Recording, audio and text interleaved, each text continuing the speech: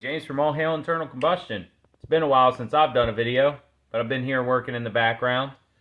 Today we're doing some maintenance on our 98 Ford Explorer. It's been a really good, reliable vehicle for about 6 months. Barely had to do anything to it. Don't even need to do anything to it now, but we've been noticing some things.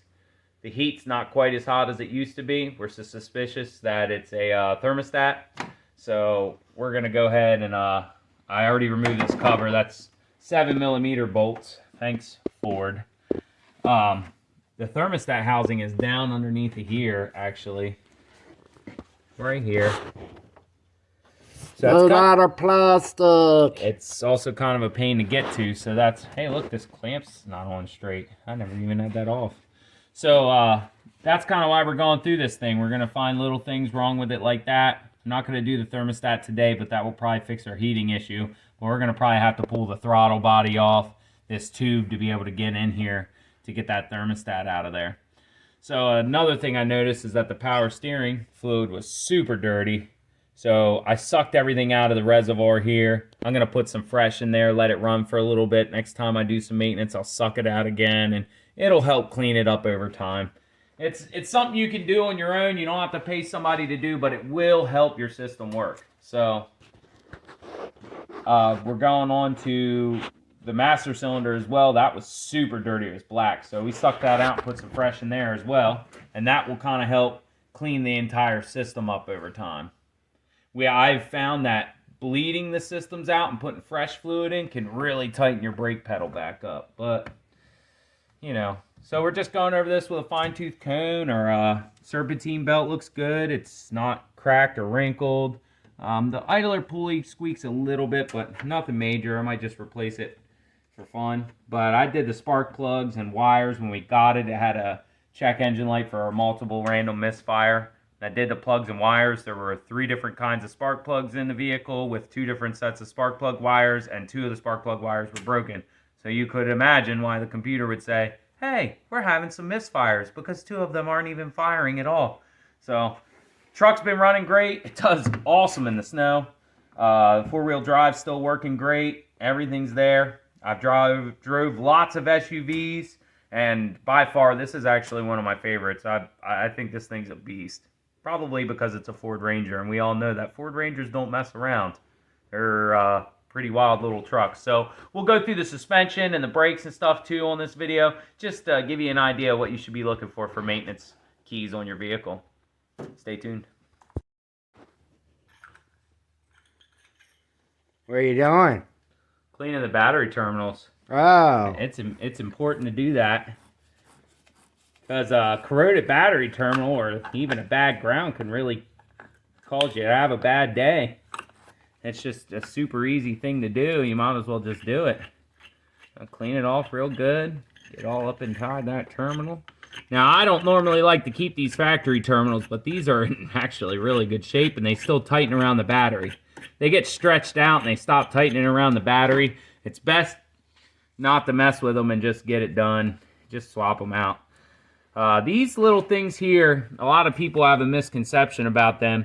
They're actually supposed to soak up a little bit of oil, or what I prefer to use is automatic transmission fluid. And they're supposed to be an insulator, and they're supposed to have a little oil on them. Dry, they do absolutely nothing at all. So I just make sure that terminal's all the way down on there. Tighten this back down. Drop the socket. Well, I'll show you the little trick I use. I just take a little bit of automatic transmission fluid from my dipstick, and you just tap a little bit on there. Rub it around. Every time you check your oil or you're, looking over your vehicle before you take a long trip, I just take a little bit of ATF. Now, if you have a manual transmission, then you're going to have to get yourself some ATF and douse that up. But this will keep it from corroding for months without any kind of maintenance at all. So just keep that in mind, especially over the winter months with all the salt on the roads. That'll really eat your terminals up. Let's get this thing in the air. So another quick thing to remember while you're under the hood, your air filter. I just swapped it out when I did the spark plugs and stuff. I double checked it, it's clean. We also did the fuel filter, which is under the driver's side in the frame rail.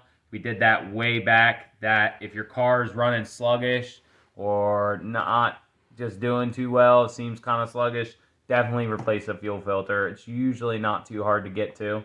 Another thing, the windshield washer motor doesn't work on this thing. So we just ran a test light, or power probe if you have one. Both sides will be grounded on most of these, at least on the Fords. And when you pull the switch inside, you should get power to one side. So on this one, it's the black wire that gets power coming in, and the green one's ground. We have power coming here. The motor's just not working, so we'll get a replacement. We checked the transmission fluid too. It doesn't smell burnt. It doesn't look dirty, but transmission fluid can be a real tricky thing. And there's all kinds of people out there that says you shouldn't change it until, you know, you really... No, that's a bad idea. Because transmission fluid doesn't have to have debris on it to be bad. It loses its viscosity, and it doesn't lubricate as well, and it doesn't keep your friction discs inside your transmission lubricated. You want to make sure you're servicing that in regular intervals. When the car companies say it's a lifetime fluid, they're only expecting you to keep the vehicle for 70,000 miles. So keep that in mind. You should swap that out if you can. And it's better to do it before you have problems with the transmission, because if you have problems, you're going to have to switch to Lucas stop slip and hope for the best. So let's move on to the suspension. So upon jacking this thing up, taking a look at it, I noticed that this whole inside is bald here. That's usually a sign of tie rod ball joint. It could be a number of things. It all depends on how the suspension's set up. But this is a bad sign when you have bald on one side. It means that the tires... Sometimes it can mean a ball joint because the tire's sitting out like this. Lower ball joint is leaned out, and that's getting all the contact with the road. I feel it when the car's going down the road that there's something loose in the front end. Now the other side is nice. The tread is nice and even across.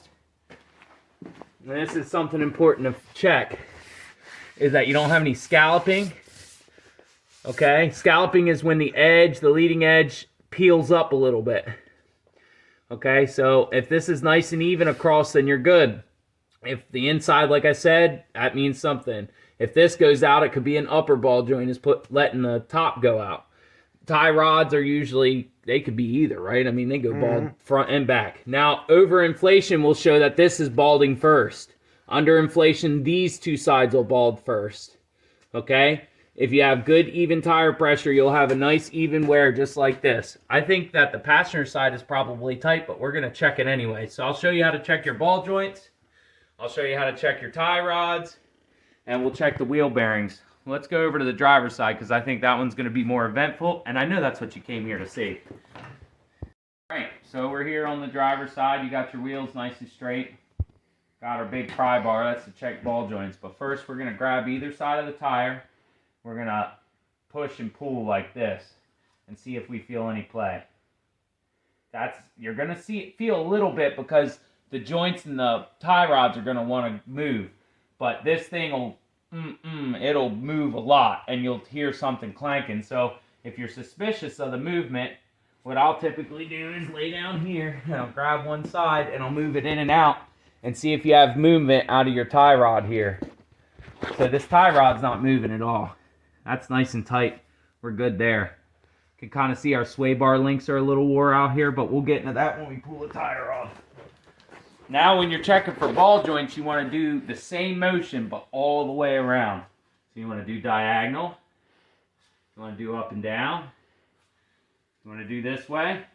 If you have a bad wheel bearing, tie rod will only be left and right. Wheel bearing will be all over. So you have to make sure you check all over, or you'll replace your tie rods, and it was actually a wheel bearing, you'll still have the same noise. Wheel bearings do go bad without making noise. If you do regular maintenance, you'll find that out.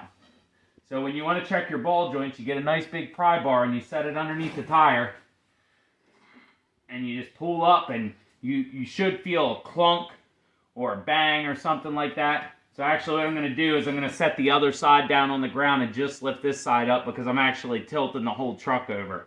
So you should have it on jack stands. Don't do as I do, you know. All right, so we got just this side jacked up. Put the pry bar underneath. And I don't feel anything loose in there. Feels pretty tight. But for some reason, our tire is wearing unevenly. So let's go ahead and pull this tire off, figure out what's going on here. So we're here inside, and a couple of things that I noticed right off the bat. There's a lot of grease caked on this brake line right here. So that usually gets flung up by the CV shaft, which if, get over to this Get your side. light out of my way, sir. You don't have your light on, so you can see It's horrible. there we go. So you can see right here, there's a small hole in here. It's right here. I can feel it with my finger, but it's letting a little bit of grease out. Now this joint has been knocking for a while. When you put it in four-wheel drive and turn the wheels a certain amount, it'll clank. So I knew this one needed to be replaced.